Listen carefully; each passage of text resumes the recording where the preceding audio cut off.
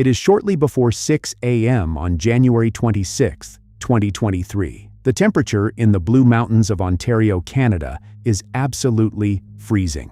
Heavy snow has been falling relentlessly all night long, blanketing the pine trees and the winding, desolate roads. The kind of morning where almost everyone is safely tucked in their beds, fast asleep. But the complete silence of this winter dawn is about to be shattered. A staff member of the local Alpine Ski Club is driving down Arrowhead Road, carefully navigating the icy conditions. Suddenly, something catches his eye. Through the dense, dark woods, he notices an unnatural, flickering light. It's an intense orange glow, cutting right through the pre-dawn darkness. He hits the brakes. He knows this area like the back of his hand, and he knows there shouldn't be any lights down there in the ravine. Realizing something is terribly wrong, he pulls his car over to the shoulder. He steps out into the biting cold, walks toward the guardrail, and looks down the steep, snowy embankment. His breath catches in his throat. Down in the ditch, a car is completely engulfed in flames. And it isn't just burning like a normal engine fire. It is a raging, violent inferno. By 5:54 a.m., emergency dispatch receives his panicked 911 call. Fire crews from Collingwood scramble to the scene. Captain Ryan Martin has seen his fair share of vehicle fires. But this one is entirely different. It's behaving strangely. Based on the sheer intensity of the flames, he realizes this fire has likely been burning for 20 minutes or more before the first drop of water even touches it. It's almost as if the fire has been deliberately fueled to be exceptionally stubborn. Water isn't stopping this fire, it's just making it angry. The blaze is so unnaturally intense that it completely drains the water tanks of the responding fire trucks. Think about that for a second. In a standard winter car accident, where a vehicle simply slides off an icy road, that level of fire is incredibly rare. Eventually, the flames are beaten back. A firefighter trudges down to the blackened, unrecognizable SUV. He uses his tools to pry open the scorched driver's side door. He raises his thermal imaging camera, sweeping it across the front seat, bracing himself to find someone who didn't make it out in time. But the driver's seat is completely empty. There is no one behind the wheel. The emergency responders exchange confused glances in the snow. Did the driver get out? Did they wander off into the freezing woods in a state of shock, looking for help?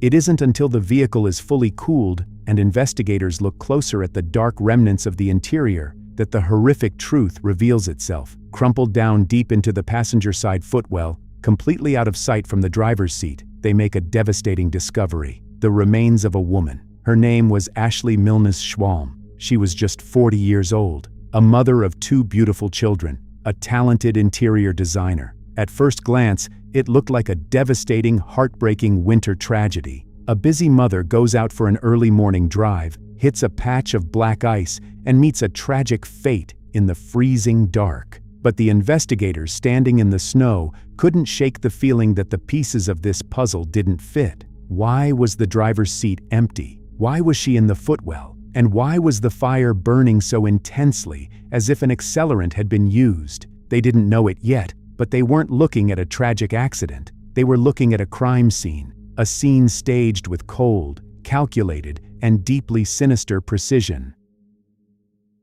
Ashley was a wealthy, vibrant Toronto girl. She possessed an effortless gravity. She believed in fairy tale romances. She believed that when you found the right person, you built a family and you stayed together forever. And in her 20s, at a social gathering, she thought she had finally found her prince. His name was James William Schwalm. James was handsome, athletic, and possessed an undeniable charisma. Like Ashley, he came from a well-established Toronto family. He had that smile that easily disarmed people, and he swept Ashley right off her feet. For James, landing a girl like Ashley was the ultimate prize. A close friend later recalled that James simply couldn't believe his luck, saying, "She wants me? She loves me?" On September 15th, 2012, that fairy tale became a reality. They were married in a lavish, breathtaking ceremony, even arriving in a horse-drawn carriage. Ashley was glowing. For the next several years, their life together seemed picture-perfect.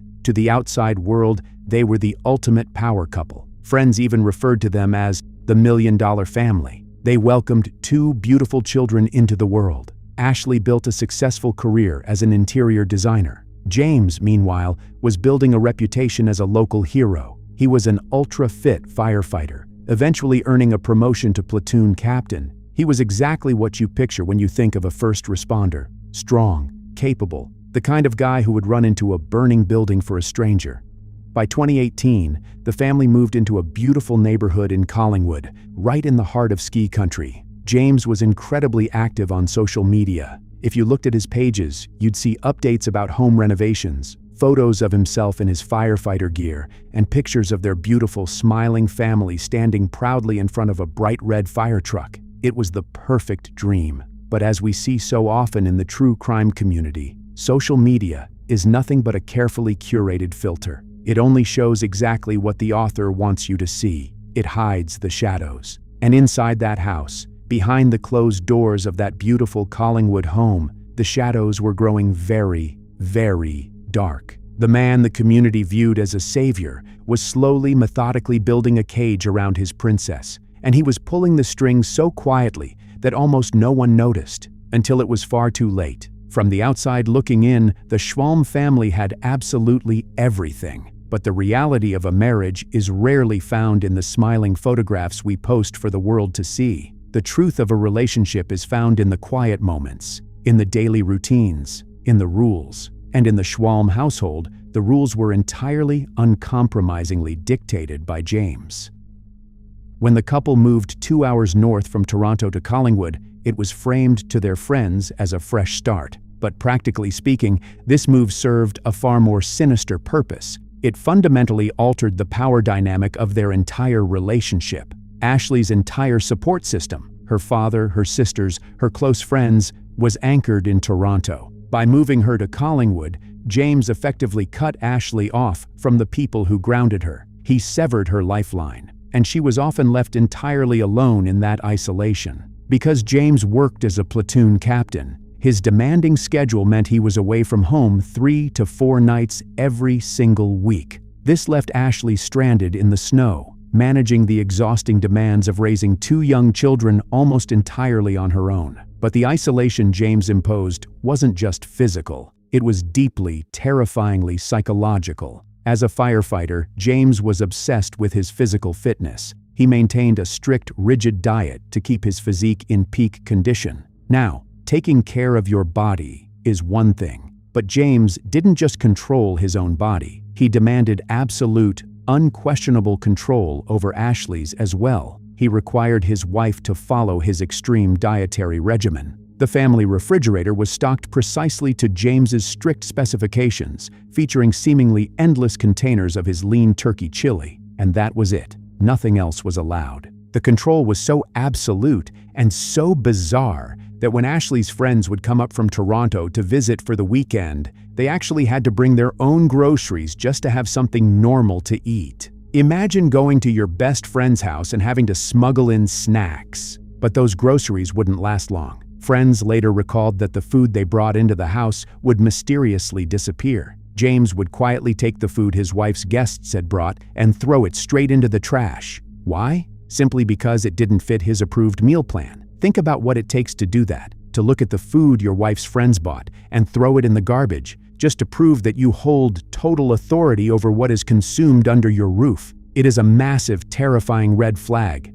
Often when we talk about severe toxic relationships, people immediately picture physical altercations or a shattered plate, but it doesn't always start like that. Often, it begins exactly like this, with the quiet, systematic dismantling of a person's autonomy, moving them away from their family, controlling what they put in their bodies, dictating their daily routines. James presented himself to the outside world as a charismatic, accomplished hero, but inside the walls of that Collingwood home, he was the warden of an invisible cage.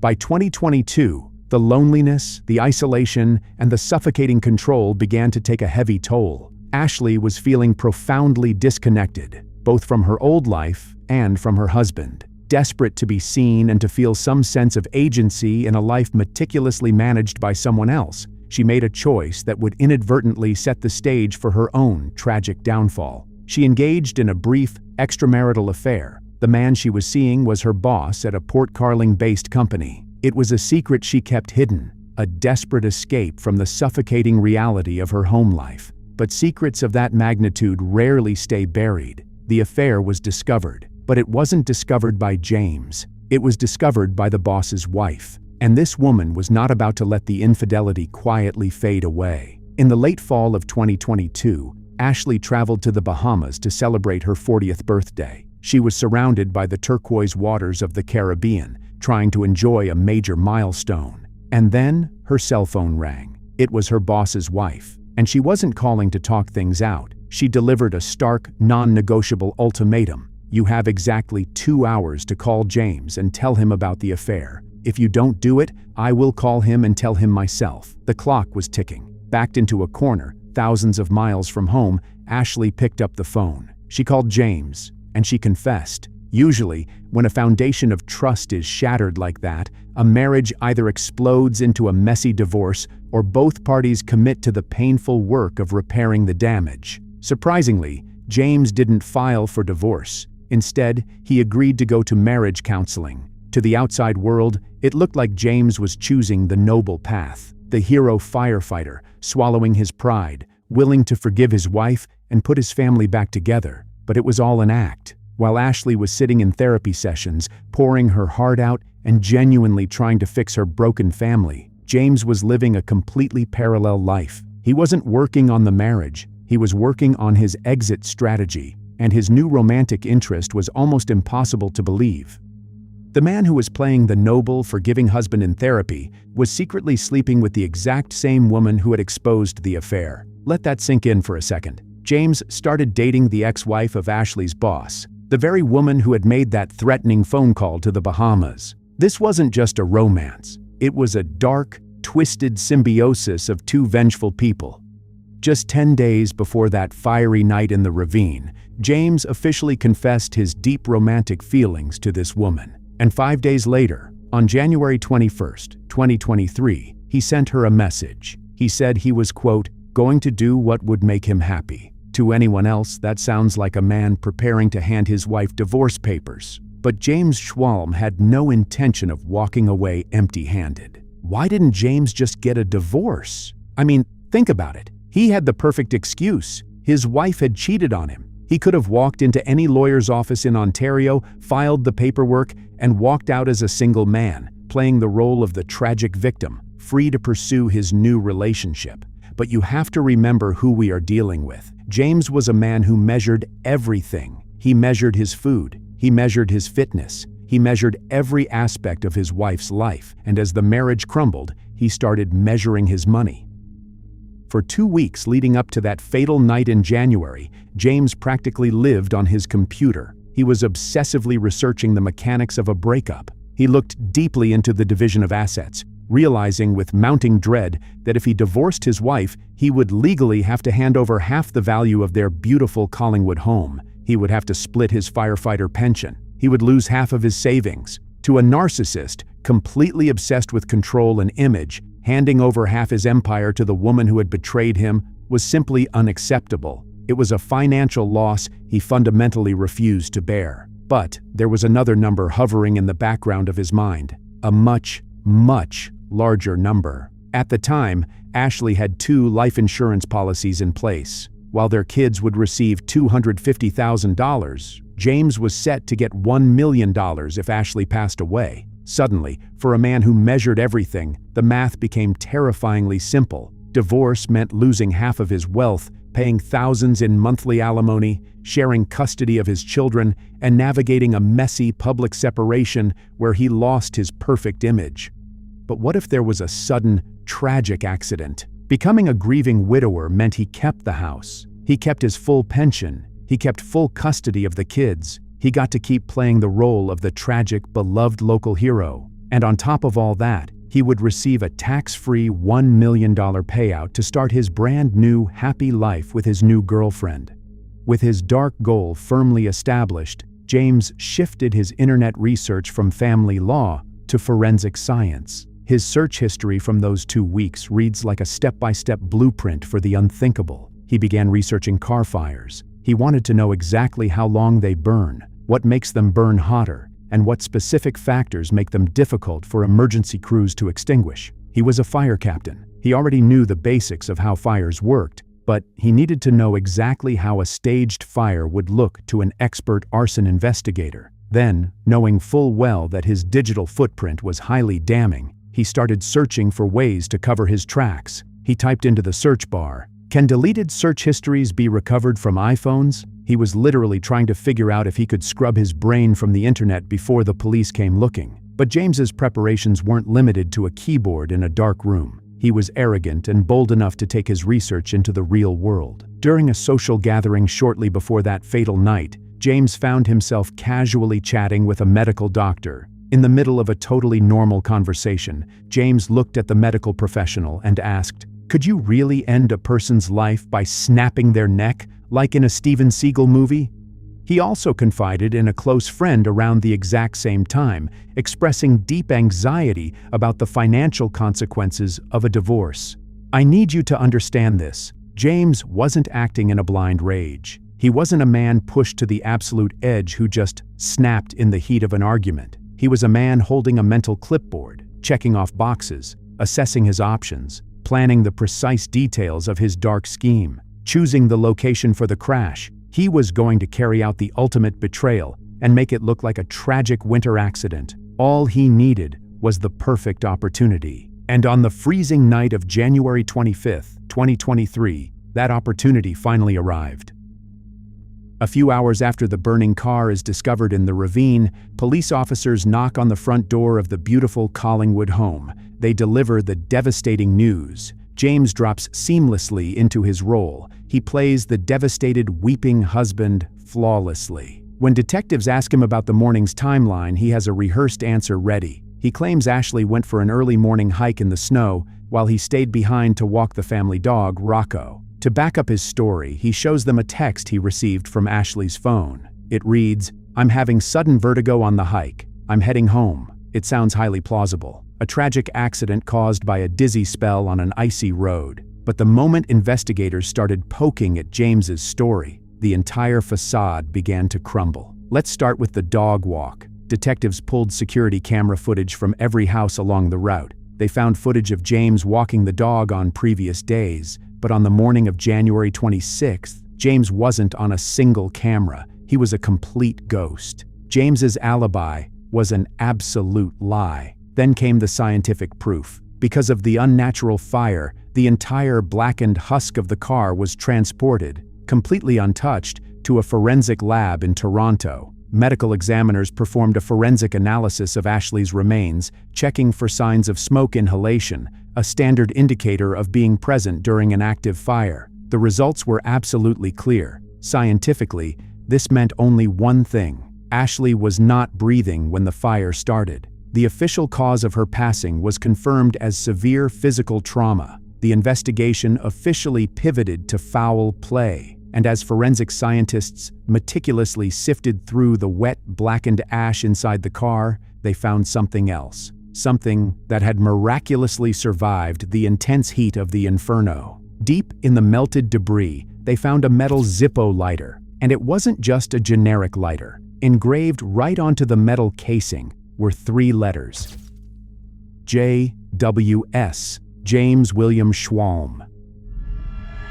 The perfect criminal, the expert fire captain, had literally left his own signature at the scene of the crime. And if that wasn't enough, remember the staff member who called 911? He had snapped photographs of the burning car from the top of the ravine before emergency crews arrived. When investigators zoomed in on those original photographs, the truth was printed right there in the snow. Starting from the driver's side door of the wrecked vehicle and leading all the way up the steep embankment were a set of clear, deep footprints. Someone had been sitting in the driver's seat. Someone had driven that car into the ditch, climbed out, set it ablaze, and walked away.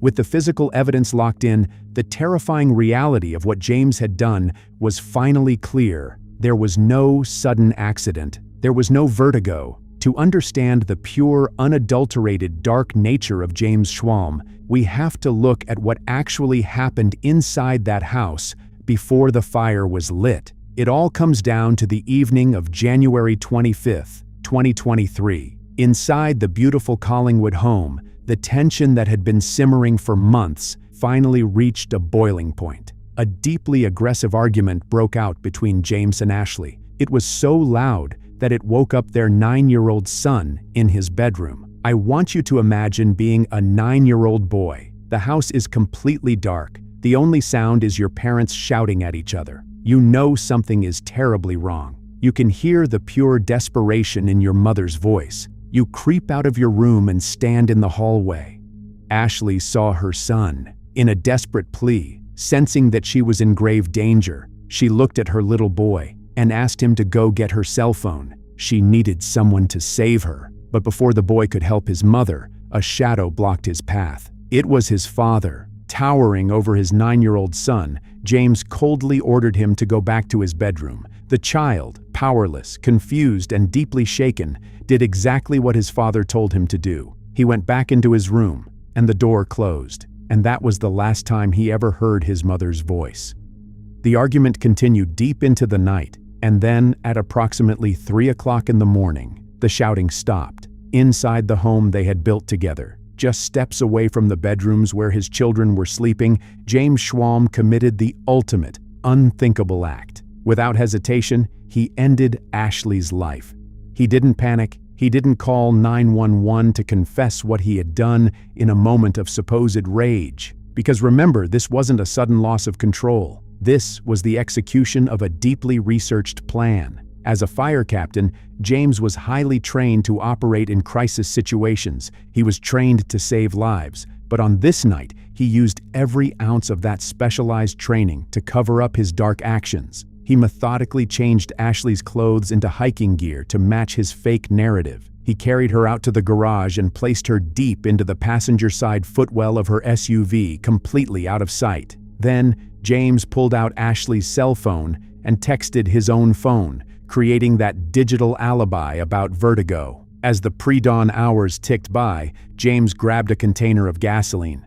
And there is a deeply cruel, sickening irony to this specific container of gas. Just days earlier, James had asked Ashley to go to the gas station and buy fuel for their snowblower. She had run the errand without a second thought, completely unaware that she was purchasing the very accelerant her husband would use to stage the horrific fire.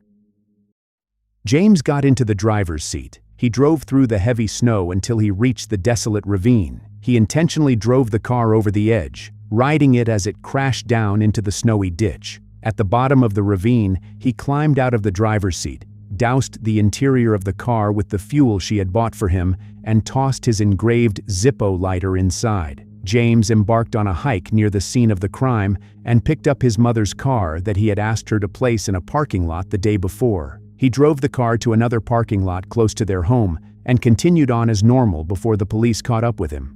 For 8 days following the horrific event, James sat in his home, playing the grieving widower. He cried in the arms of Ashley's friends. He accepted flowers. He sat with Ashley's family, watching them shatter into a million pieces, knowing full well he was the monster who caused it. But on February 2nd, 2023, authorities finally arrested him. And here's where the case took a turn that not everyone expected. Rather than go to trial, James Schwalm pleaded guilty, but not to a first-degree charge. He pleaded guilty to a second-degree charge. And the reason? Those 2 children. If this case had gone to a full trial, both of James and Ashley's kids would likely have been called to testify. The daughter, who told her teacher that her mom fell down the stairs. The son, who heard his mother beg for a phone and was told by his father not to bring it. These children had already lost their mother, putting them on a witness stand to relive the worst night of their lives, to testify against their own father. The family wanted to spare them that.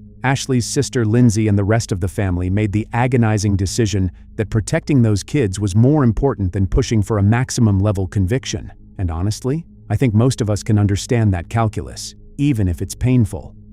In February 2025, the courtroom was packed to the brim with Ashley's loved ones. Ashley's father, Ian, stood before the judge and called James exactly what he was, a calculated act at the hands of a true narcissist. Justice Michelle Furst looked down from the bench and delivered a scathing sentencing decision. She dismantled any notion of a crime of passion, stating clearly that James simply didn't want to pay alimony, didn't want to divide his assets, and wanted a $1 million life insurance payout to fund a new life with his new girlfriend. She sentenced James Schwalm to life in prison with absolutely no possibility of parole for 20 years. Furthermore, he is strictly prohibited from having any contact whatsoever with his 2 children until they turn 18. He got life, with no parole for 20 years. But let me ask you right now, do you think 20 years is enough for a man who used his life-saving firefighter skills to do the unthinkable to the mother of his children? Let me know your thoughts down in the comments before you click away. Thank you so much for listening to today's case.